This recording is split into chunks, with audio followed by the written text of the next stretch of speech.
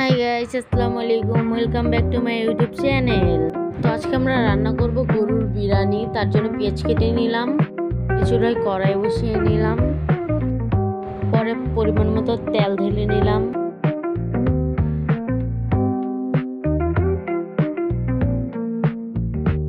পরে কতগুলো আলু নিয়ে নিলাম, আলুগুলো তেলে ভাজতে দিব।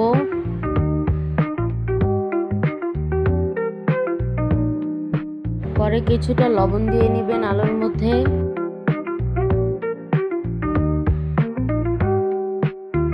দেখতেই পারতেছেন আলুটা এরকম লাল হলে নামিয়ে নেবেন। পরে এই তেলে আমরা গরু মাংসটা ছাড়বো। মাঝারি সাইজের 8-9টা পেঁয়াজ কুচি দিয়ে দিব। পরে এখন বাকি মশলাগুলো দিব। ফার্স্টেই 4 চামচ রসুন দিয়ে নিচ্ছি, পরে 3 চামচ আদা দিয়ে নিব,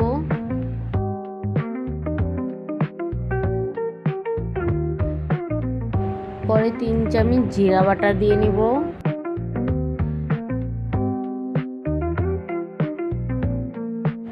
পরে বড় চামচে 2 চামচ টক দই দিয়ে দিব।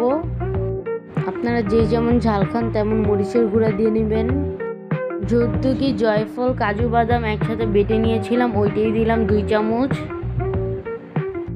এই মশলাগুলো আপনারা মশলার দোকানে পেয়ে যাবেন, গিয়ে বললেই হবে। পরে দিয়ে নিলাম টমেটো সস 2 চামচের মতো। পরে আমরা 1 প্যাকেট বিরিয়ানি মশলা দিয়ে নিলাম। পরে স্বাদ মতো লবণ দিয়ে নেবেন। পরে মাংসের সাথে মশলাগুলো মিলিয়ে নেবেন। দেখতে পাচ্ছেন মশলা দিতে দিতে মাংসের ভিতর থেকে অলরেডি পানি ছাড়া শুরু করেছে। তো গাইস, পরে আবার আমরা দইনা গুঁড়া দিতে ভুলে গেছিলাম, এখন আবার 2 চামচ দইনা গুঁড়া দিয়ে নিতেছি। পরে আবার আমার মার কাছে তেল কম লাগতেছিল বলে পরে আবার আরেকটু তেল দিলাম। পরে মাংসটা সুন্দরভাবে কষিয়ে নিয়েছি। দেখতে পারতেছেন তেল ছেড়ে দিয়েছি, উপরে তেল ভেসে আছে। পরে আবার ভাজা আলুগুলো মাংসের মধ্যে দিয়ে নিলাম। পরে এখন নাড়তে পারতেছেন কত সুন্দর কালার এসেছে। পরে পোলাওয়ের জন্য পাতিল বসালাম, এখন তেল দিয়ে নিচ্ছি। আপনারা দেখতে পারতেছেন কটুক তেল দিচ্ছি। পরে আবার আমরা গরম মশলা দিয়ে নিলাম, এলাচ, দারচিনি, তেজপাতা, এগুলো একটু নাড়াচাড়া করে আবার পেঁয়াজ দিয়ে দিব।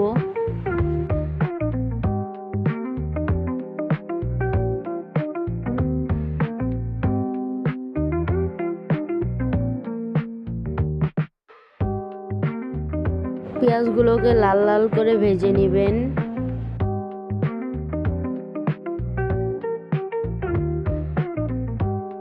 পরে আবার স্বাদ অনুযায়ী লবণ দিয়ে নেবেন। এই যে এই পর্যায়ে পেঁয়াজগুলো লাল লাল হয়ে গেছে। পরে আমরা 2 চামচ রসুন আর 2 চামচ আদা দিয়ে নিয়েছি। পরে আমরা মশলাটা ভালোভাবে ভেজে নিব যেন মশলা থেকে কোনো গন্ধ না আসে। পরে আমরা পোলাও চালের সাথে কাঁচামরিচ দিয়ে দিয়েছি। পরে পোলাও চালটা ঢেলে নিব।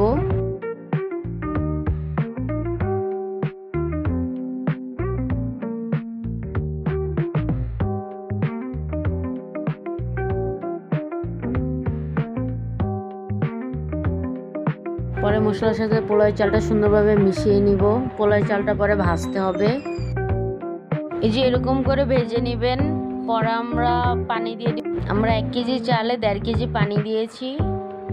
পরে আবার একটা গুঁড়া দুধের প্যাকেট পানির সাথে গুলিয়ে এটাও দিয়ে দিয়েছিলাম। পরে আবার 2 চামচ ঘি দিয়ে নিয়েছি। গুঁড়া দুধ দিয়ে নিলে অনুষ্ঠান বাড়ির পোলাওয়ের মতো লাগে, ওরকম আর কি ফ্লেভারটা আসে। পরে দেখতে পাচ্ছেন পানিটা শুকিয়ে নিয়েছি। এই পর্যায়ে এসে আমরা ওই তরকারিটা গরু মাংসের ওইটা দিয়ে দিব চালের সাথে।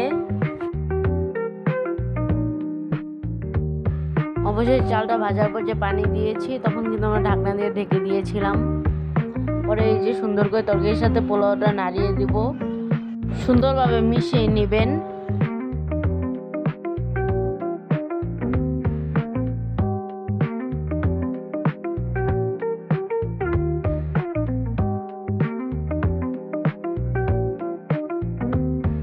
সুন্দরভাবে মিশিয়ে নেওয়ার পরে সবগুলোকে এক এক জায়গায় করে সুন্দর করে আপনারা ঢেকে দিবেন।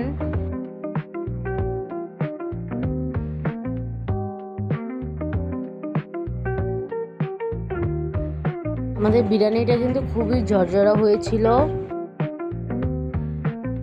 এই পর্যায়ে আমাদের বিরিয়ানিটা হয়ে গিয়েছে, চালটাও ফুটে গিয়েছে। এখন একটু দমে রাখলেই হবে।